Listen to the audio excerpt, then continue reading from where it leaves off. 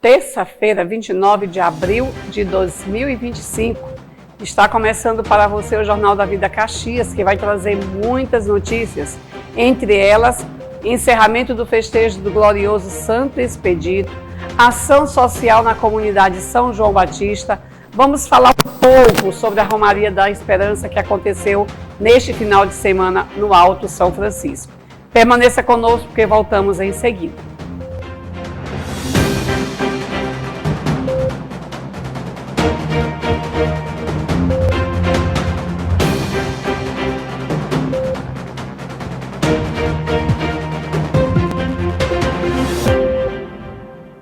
E o nosso quadro, a devoção do Santo do Dia, está voltando assim, gente, com uma santa muito especial.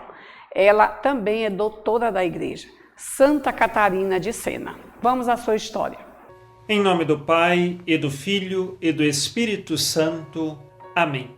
No dia 29 de abril, nós fazemos memória de Santa Catarina de Sena, virgem e doutora da Igreja. Ela nasceu no ano de 1347, em Sena, na Itália, e teve na sua vida a marca de uma profunda determinação de amor a Cristo e à Igreja. Ela vem de uma família pobre, tinha 24 irmãos, ao todo então esta família teve 25 filhos, e por isso, é claro, para cuidar e tratar de tantos filhos, Catarina não teve uma vida cheia de regalias, mas desde criança ela já tinha visões celestes e experiências profundas de oração, tanto que ainda na infância já tinha o desejo no coração, e assim o fez, de um voto de virgindade. Depois, aos 15 anos, ela ingressou na Ordem Terceira Dominicana, e a partir disto ela luta pela Igreja e pela unidade. Isto porque, naquele período, o Papa estava exilado em Avignon, na França, não estava em Roma, e já fazia alguns anos, e aquela circunstância parecia que nunca iria acabar. Ela teve coragem de ir até o Papa e foi por ele acolhida, de dizer, em primeiro lugar, que a corte papal tinha o cheiro de Satanás. E, além disso, disse, é preciso mudar, e era necessário que o Papa voltasse para Roma. Sempre ela foi muito clara em dizer que amava a Igreja e queria que esta Igreja estivesse reformada e que seus ministros se convertessem cada vez mais. Ela respeitava o Papa como o vigário de Cristo, e tinha consciência de que ele é o representante de Cristo neste mundo, e por isso então o advertiu para que voltasse a Roma, mas também o advertiu que os ministros que estavam em torno dele precisavam se converter. Ela é uma mística, teve experiências profundas com Deus, inclusive com os estigmas, e também era analfabeta. E diante das cartas que escrevia aos reis, aos clérigos, bispos, ela ditava estas cartas. Mais tarde, ela fez um esforço de aprender a escrever e a ler, mas de qualquer forma, mesmo assim com uma certa dificuldade, nós temos de Santa Catarina de Sena inúmeras cartas. E uma das obras mais famosas, que são os Diálogos da Divina Providência, ela mostra uma experiência profunda com Deus.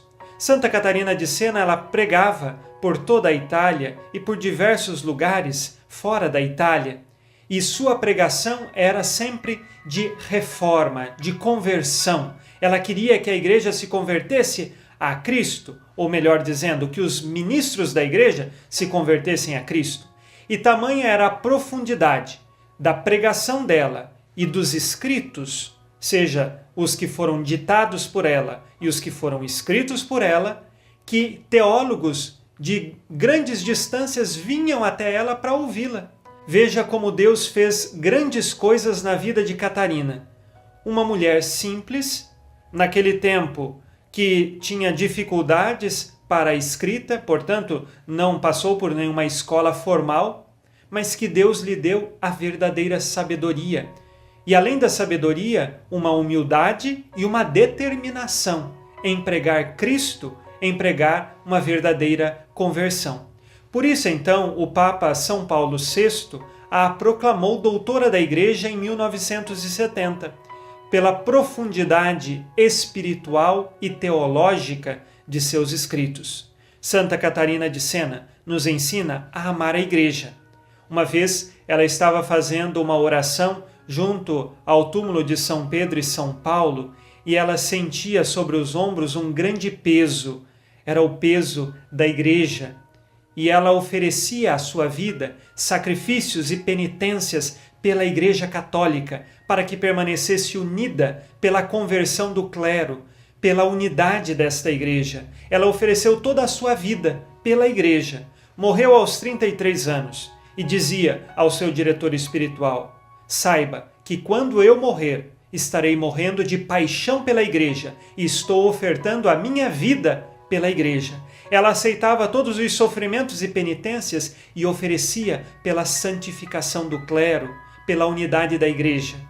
Que hoje nós aprendamos dela, a amar a Igreja Católica. 9 dias de oração. É assim que nós estamos ainda de luto pelo falecimento do Papa Francisco. Todas as igrejas, toda a paróquia, todos nós, enquanto cristãos, temos essa necessidade e obrigação de estar rezando em sufrágio da alma do Santo Padre. E lá no Vaticano, lá em Roma, não foi diferente e não está sendo diferente. O cardeal Reina presidiu a Santa Missa no 3º dia, em sufrágio da alma do Papa Francisco.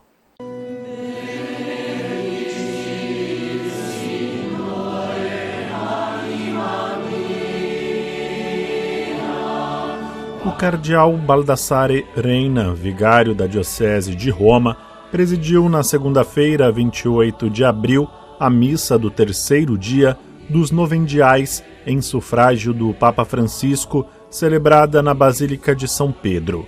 Estavam presentes mais de 180 cardeais. Durante a homilia, Reina recordou que o povo reconheceu em Francisco um verdadeiro pastor universal e que a barca de Pedro precisa dessa navegação ampla e corajosa. Exortou os cardeais a discernirem e ordenarem os processos iniciados pelo pontífice, sem ceder a interesses mundanos ou ideológicos. O pastor que devemos procurar, destacou o cardeal, deve ser capaz de enfrentar os desafios do Evangelho no mundo de traços desumanos, com o olhar de Cristo que conduz ao povo de Deus no caminho do anúncio do Evangelho. La preghiera è il dolore di una porzione di Chiesa, quella di Roma. Referindo-se à Diocese de Roma, envolvida diretamente na celebração, o cardeal Reina afirmou: nestes dias, Roma é um povo que chora o seu bispo, um povo junto de outros povos que se colocaram em fila, encontrando espaço entre os lugares da cidade para chorar e rezar como ovelhas sem pastor. Uma metáfora que nos permite recompor os sentimentos destes dias e atravessar a profundidade da imagem que recebemos do Evangelho, o grão de trigo que deve morrer para dar fruto. Uma parábola que narra o amor do pastor por seu rebanho. Neste tempo em que o mundo está em chamas e poucos têm a coragem de proclamar a boa nova, ressaltou Reina, Jesus, o verdadeiro pastor da história, conhece o peso que recai sobre cada um de nós ao continuar a sua missão, sobretudo agora que estamos prestes a buscar o primeiro de seus pastores na terra. Como nos tempos dos primeiros discípulos, há sucessos, mas também fracassos, cansaço e medo. A tarefa é imensa e surgem tentações que velam a única coisa que importa: desejar, buscar e agir na expectativa de um novo céu e uma nova terra. E em seguida exortou: este não pode ser o tempo dos equilibrismos, das táticas, das prudências, nem o tempo de ceder a um instinto de retroceder, ou pior ainda, de vinganças e alianças de poder. É necessário, isto sim, uma disposição radical para entrar no sonho de Deus, confiado às nossas frágeis mãos. Buscar um pastor hoje significa, sobretudo, buscar um guia capaz de lidar com o medo das perdas diante das exigências do Evangelho. Buscar um pastor que tenha o olhar de Jesus, epifania da humanidade de Deus, em um mundo que apresenta traços desumanos. Buscar um pastor que confirme que devemos caminhar juntos, compondo ministérios e carismas. Somos o povo de Deus, constituído para anunciar o Evangelho, sublinhou o vigário-geral para a Diocese de Roma. Na conclusão da sua homilia, Baldassare recordou a figura do Papa Francisco, também fazendo referência à parábola do semeador. Quel gesto estremo, totale, estenuante del seminatore mi fa ripensare al giorno di Pasqua di Papa Francesco. Aquele gesto extremo, total, exaustivo do semeador me faz recordar o dia da Páscoa do Papa Francisco, aquele se lançar sem reservas na bênção e no abraço ao seu povo no dia anterior à sua morte. Último ato de sua semeadura sem limites na proclamação das misericórdias de Deus. Obrigado, Papa Francisco. Maria, a Virgem Santa que nós, em Roma, veneramos como Salus Populi Romani e que agora vela junto às suas mortais vestes, acolha a sua alma e nos proteja na continuidade da sua missão, afirmou o vigário-geral para a Diocese de Roma, Cardeal Baldassare Reina. Vamos falar agora de festejos, né? Nesse último final de semana, o festejo que estava acontecendo era em honra ao glorioso Santo Expedito. Nós temos dois locais da paróquia São Benedito onde se celebram esta devoção. Mas vamos falar do sábado, dia 26, onde o vigário paroquial da Matriz São Benedito, Padre Reginaldo Bueno, foi até o povoado Sapucaia celebrar junto com toda a comunidade esta devoção. No último sábado, dia 26 de abril, a Fazenda Santo Expedito foi um abençoado espaço de fé para uma emocionante celebração eucarística marcada pela fé, tradição e memória.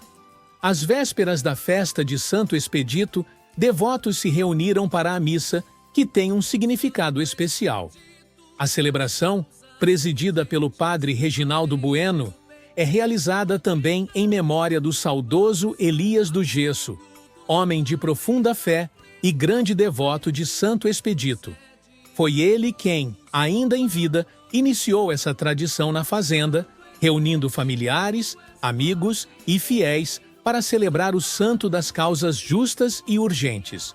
Hoje, mesmo após seu retorno à casa do Pai, a família mantém viva essa devoção, honrando o legado de fé deixado por Elias.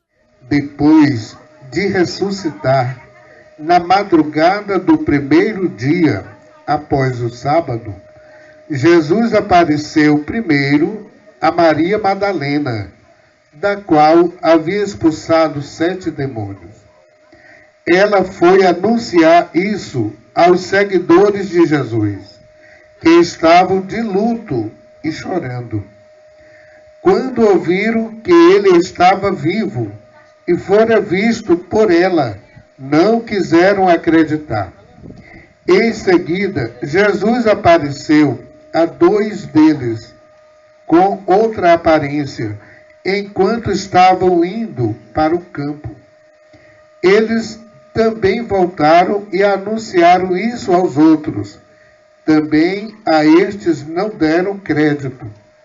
Por fim, Jesus apareceu aos 11 discípulos, enquanto estavam comendo. Repreendeu-os por causa da falta de fé e pela dureza de coração. Porque não tinham acreditado naqueles que o tinham visto ressuscitado. E disse-lhes: Ide pelo mundo inteiro e anunciai o Evangelho a toda criatura.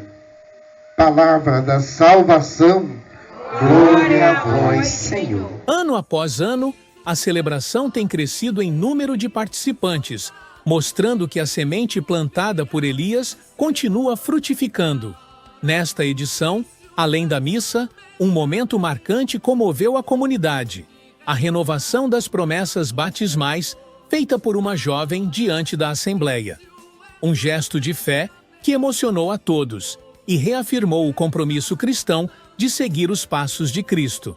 Assim, a Fazenda Santo Expedito, mais uma vez, se tornou um lugar de encontro com Deus, perpetuando a devoção a Santo Expedito e celebrando a vida daqueles que, mesmo ausentes fisicamente, continuam presentes pela fé e pelo exemplo. E nós vamos para o nosso primeiro, mas muito breve intervalo e voltamos em seguida.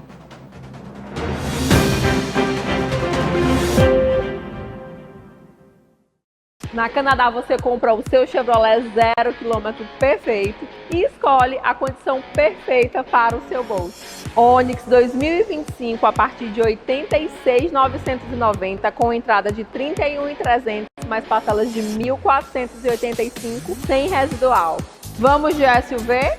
Tracker 2025 com preço de nota fiscal de fábrica e ainda tem taxa zero em até 30 vezes. Aproveite essas e outras ofertas do seu jeito. Canadá Caxias, a sua concessionária Chevrolet. Descubra a facilidade de encontrar nossas lojas mais próximas de você. Aqui no Caxias Shopping Center estamos abertos de segunda a sábado, prontos para te atender. E não é só isso não. A nossa outra sede fica aqui, na Rua Itapecuruzinho, número 14, próximo ao Village, no bairro Itapecuruzinho. A nossa outra sede é aqui, em Aldeias Altas, na Avenida João Rosa, no bairro Centro, próximo ao posto de combustível Maciel. Vem ser atual, vem ser digital. Viva bem, e na hora de partir, faça uma boa viagem. Você que é proprietário de túmulo no cemitério de São Benedito, já leu o estatuto? Sabia que precisa, uma vez por ano, você aparecer na secretaria da paróquia de São Benedito, pagar aquela taxa anual, uma pequena taxa. Compareça lá, dê uma olhada no estatuto, porque lá você tem direitos e deveres.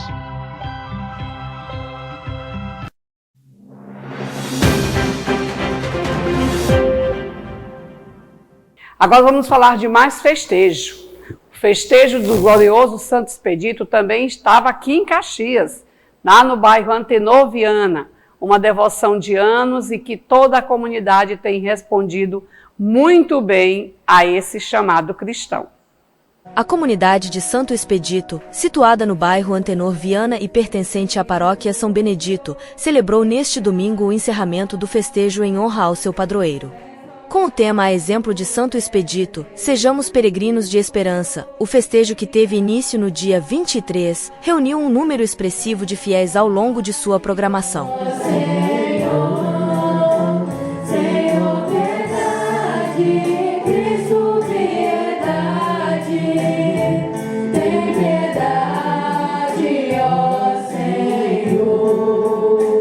A programação de encerramento contou com uma procissão luminosa, seguida do Terço Mariano e da Santa Missa, presidida pelo padre Reginaldo Bueno, vigário da paróquia São Benedito. Deus Todo-Poderoso, tende compaixão de cada um de nós.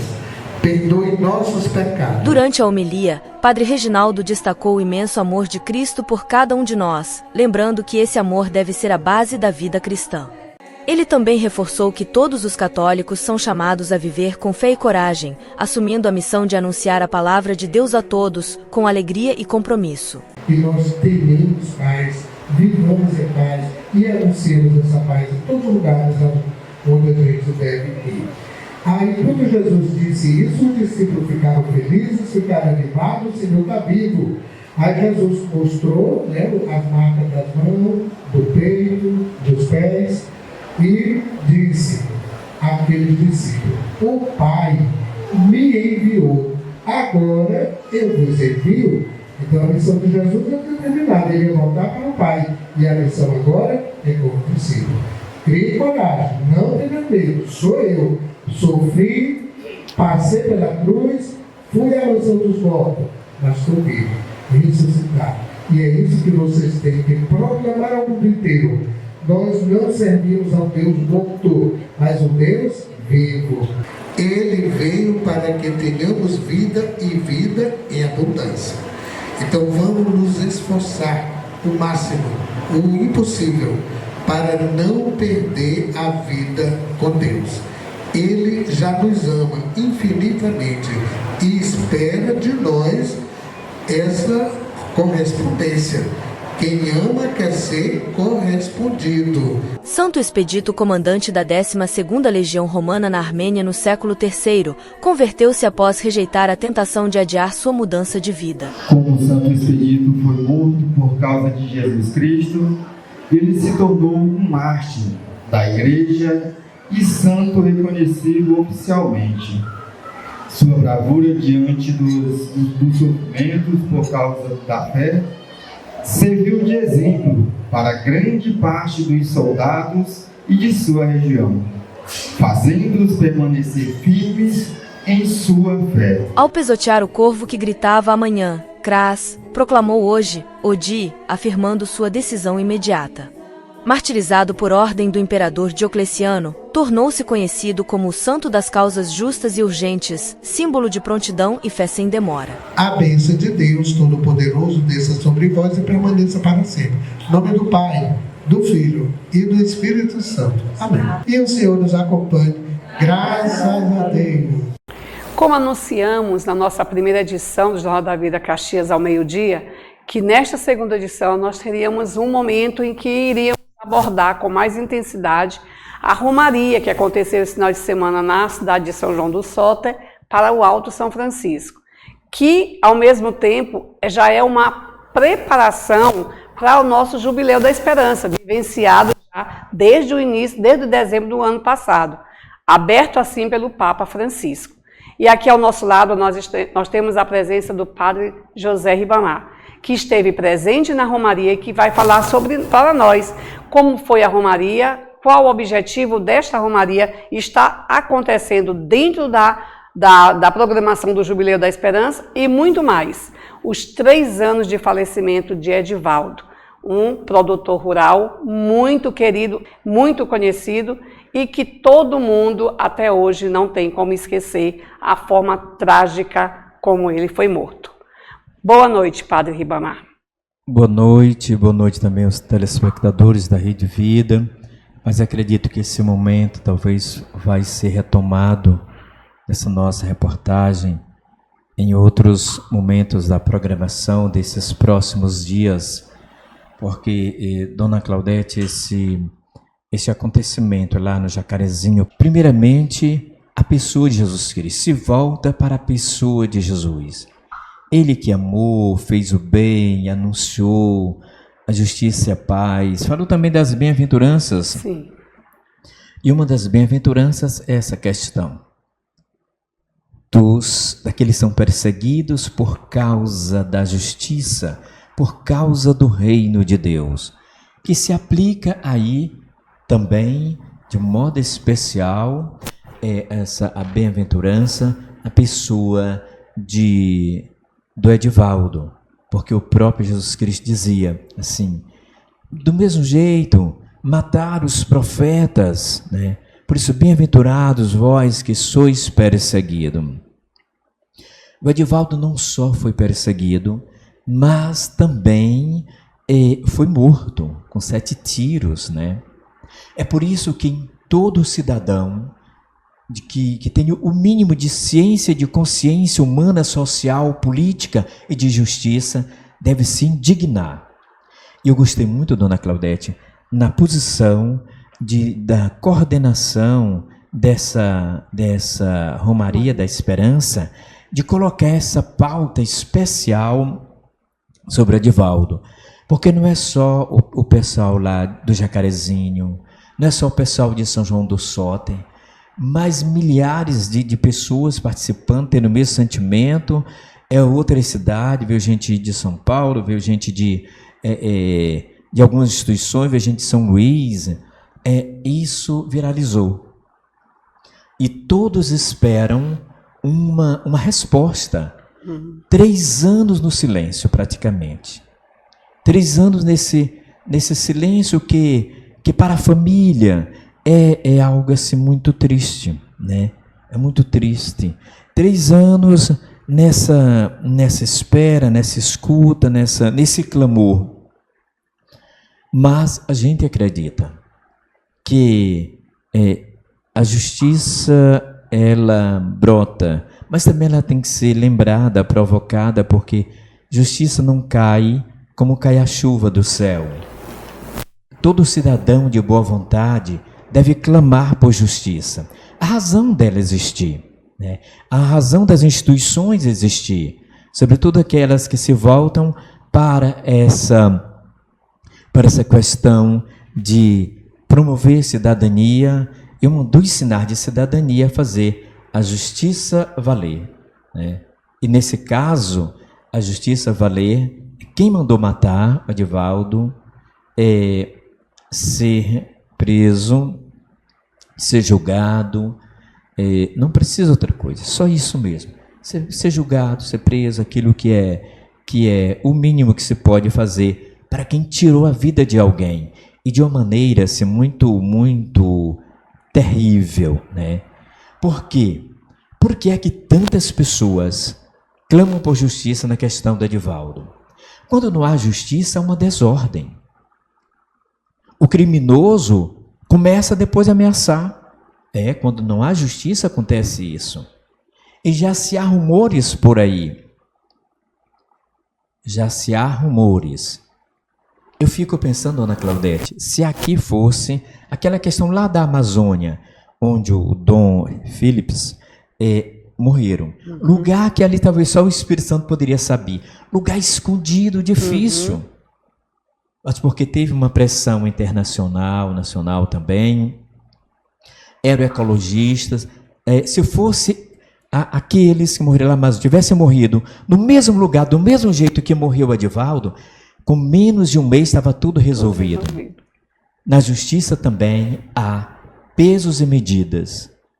Apesar que a gente sabe, tem muitas pessoas que têm uma responsabilidade, que dão a vida para fazer justiça. Mas a gente fica assim preocupado. Muita gente me pergunta aí, padre, como é que está essa questão? E a gente fica sem resposta, né? Acredito que o povo precisa de resposta. E os mecanismos, o acesso, como diz, não, tá, é segredo de justiça, tal, não se sabe de nada, e ficam perguntando, muita gente perguntando, como é que está essa questão, né? E muita gente com medo, porque é dito assim, matou um, não aconteceu nada, matou dois, não teve... Pois é. Então, aquela multidão, várias cidades, várias lideranças, não somente São do Soter, mas da Diocese de Caxias e de outros lugares, estão de olho, estão buscando, e acredito que vai vir à tona uma mobilização maior social. Essa demora inquieta tanta gente, inquieta quem tem o senso de cidadania. Nós vamos ver agora alguns momentos, acredito, né? Do acontecimento lá. Uma coisa que eu achei interessante, os jovens participando, não somente adultos, mas está mobilizando a todo mundo cada dia que passa, uma multidão de jovens preocupados com essa questão, e adultos também, né? Está contagiando a todos, né? E a gente espera hoje com esse jornal da vida, TV da família, TV também da justiça, que seja feito, que o povo tenha resposta cabível, né? Porque quando se quer, consegue. Quando se quer, consegue. Pelo que eu sei hoje, já deveria estar federalizado, um clamor do povo que seja federalizado. E queremos uma resposta também. Por que não está ainda federalizado isto? Por que está enganchado? Há interesse de quem? Por quê? Né? Esse monte de perguntas que fica para a sociedade. E queremos resposta. Né? É um direito nosso. A razão da justiça existir é promover aquilo que é de dever, de obrigação. Então a gente espera, a gente agradece também, sabemos que em toda instituição tem pessoas que fazem a diferença e não fazem de um caso a mais. Esse é um caso a mais, tal. Não. Cada pessoa é única, cada família é única, que tem seus direitos, tem seus clamores, seus desejos e precisam ser respeitados. Então a gente fica aí, agradeço a toda a Diocese de Caxias, achei bonito aquele momento ali, uma mobilização, uma caminhada muito grande, mas as pessoas tinham os carros, muitos carros com suporte, mas a turma queria caminhar. E ficamos por aqui e vamos ver um pouco da caminhada do Jubileu da Esperança. Sabe, o Jubileu da Esperança tem uma centralidade que é a pessoa de Jesus. Mas a pessoa de Jesus é como que um binômio, pessoa e projeto. Queremos amar sempre Jesus, servi-lo, ter comunhão de vida com Ele. Mas queremos também que o projeto de Reino de Deus, o projeto de Jesus, esse binômio pessoa e projeto, seja presente na nossa pauta de fé, a pauta de ser cristão, pauta de ser igreja, pauta também de ser homens e mulheres de boa vontade, cidadãos e cidadãs que achou em Jesus Cristo esse referencial de clamar por justiça, por paz e ser solidário. Não podemos fazer muita coisa, né? O que podemos fazer, essas coisas simbólicas que deveriam ser interpretadas por aqueles direitos. Pessoas, Claudete, que não queriam o carro de suporte, não queríamos caminhar. E assim nós encerramos essa edição do Jornal da Vida, desejando a vocês uma abençoada tarde e que Deus abençoe cada dia mais e um forte abraço.